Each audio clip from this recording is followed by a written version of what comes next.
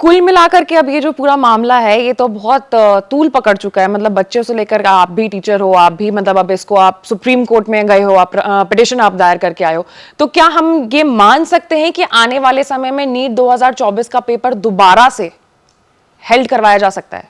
पहली बात, कुछ ना कुछ एक्शन तो लेना पड़ेगा, क्योंकि और बातें मैं आपको बोलता हूं, चीटिंग भी हुई है। एक तो ये ब्लंडर है ही, ये चीटिंग की बात मैं बताता हूं, कैसे उसको दो तरीके से समझाता हूं। चीटिंग के लिए भी मैं काफी आश्वस्त हूं। पिछली बार, पहली बात, पेपर का लेवल पिछली बार जैसा था, पिछली बार मतलब 2023 जैसा, अंकगणित से इसको समझते हैं नॉर्मल। पिछली बार 20.5 लाख बच्चों ने लगभग एग्जाम दिया था। इस बार ये संख्या 24 लाख हो गई, 2.5 लाख के आसपास बढ़ गई, एग्रीड। बहुत ज्यादा तो नहीं बढ़ी, पेपर का स्तर लगभग वैसा ही था। पिछली बार 605 नंबर, जिसपे लगभग बच्चों को कॉलेजेस मिल जाते हैं जनरल कैटेगरी, और उस पे रैंक थी लगभग 26,000। इस बार 605 नंबर पर रैंक है 76,000। क्या एकदम से इस ईयर में पैदा होने वाले बच्चे 3 गुना इंटेलिजेंट हो गए? और कॉलेजेस भी नहीं मिल रहे हैं, नहीं मिलेंगे, नहीं मिल रहे हैं। हाँ, बच्चे डिमोरलाइज्ड हैं। एम्स दिल्ली के लिए हर टॉपर जो है वो वेट करता है, उधर जाना चाहता है, लेकिन इस बार तो टॉपर्स की संख्या इतनी और सीट्स कम है दिल्ली एम्स। बिल्कुल, एक डेटा ये। दूसरा बात, बिल्कुल सही प्रश्न पूछा, उस पे ही मैं आता हूं, एम्स वाली बात है।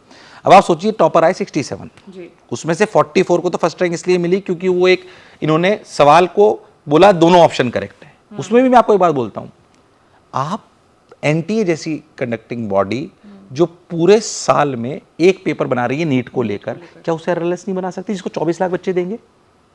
क्या उसकी जो कट ऑफ है, क्या वो सिर्फ 70 नंबर के गैप में होनी चाहिए? 70 नंबर के गैप में कैसे हम 1,10,000 सीटों को बांटेंगे? तो ना तो उनका आईक्यू का डिफरेंशिएशन होगा, ना नॉलेज का डिफरेंशिएशन होगा, ना मेमोरी पावर का डिफरेंशिएशन होगा। How you will allocate the colleges to them? हो सकता है एक अच्छा कॉलेज और उसके सेकंड नंबर का जो कॉलेज है, सेम नंबर पे दोनों कॉलेज भर जाए, जिसका ऊपर भरा और जिसका नीचे भरा, उनकी क्या गलती थी? पेपर ढंग से नहीं बनाए जा रहे, ये बहुत बड़ी दिक्कत है, इसको इनको समझना पड़ेगा। एक और बात जो मैं आपको समझाना चाहता हूं कि इसमें जो इन्होंने जो वो टॉप 100 के बच्चे निकाले, जो मैं चीटिंग की बात आपको कह रहा हूं, एम्स वाली बात जो आपने करी, इस 67 बच्चों में से 44 बच्चे थे जिनको उस सवाल की वजह से 5-5 नंबर मिल गए। अच्छा, उसमें आप समझिए, मान लीजिए कि आप इंटेलिजेंट हैं, आप बहुत इंटेलिजेंट हैं, और आपको एक प्रश्न दिया जाए जिसमें बोला जाए कि इसमें से एक सिंगल करेक्ट सही करना है। अब आपको लगे यार इसमें तो 2 करेक्ट लग रहे हैं, तो अगर आप बहुत इंटेलिजेंट हैं तो आप उस सवाल को छोड़ देंगे। इन्होंने बाद में बोला कि दोनों में से कोई भी किसी ने अगर टिक लगाया तो उसे हम नंबर दे देंगे।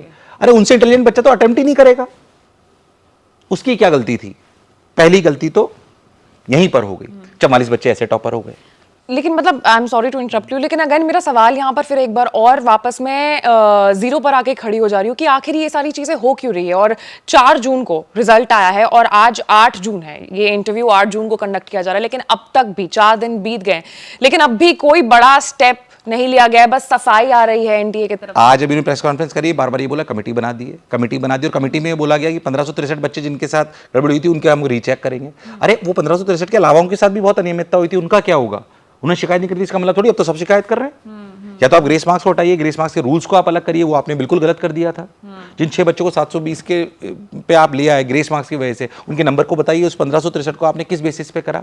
हरियाणा के एक जज्जर से ही क्यों 6-7 टॉपर आ गए? ये तो इम्पॉसिबल टास्क है, हम बिल्कुल एक्सेप्ट नहीं करते हैं इसको। जबकि नीट जो है देश का one of the most toughest paper होता है, तो सबसे बड़ा सवाल तो यहाँ पे यही खड़ा हो जाता है कि कैसे 720 आउट ऑफ 720 इतने सारे बच्चे लेकर के आ रहे हैं। और मैं कह रहा हूं, बहुत अच्छी बात है, मेरे देश के बच्चे इतने इंटेलिजेंट हो जाएं। लेकिन ये आंकड़ा पिछले साल तक तो ऐसा नहीं बिल्कुल था ना, नहीं था। अचानक से 2024 में ये आंकड़ा एकदम से कुछ नहीं हो सकता है ना, बिल्कुल। एकदम से आईक्यू इसी साल के बच्चों को बढ़ गया, ऐसा तो पॉसिबल नहीं है। इसका मतलब गड़बड़ी तो है, और इसका मतलब नहीं, मैं अपने अनुभव से आपको बोल सकता हूँ, इस कार्य को हम करते हुए बहुत साल हो गए। इस बार पक्के से पेपर लीक हुआ था।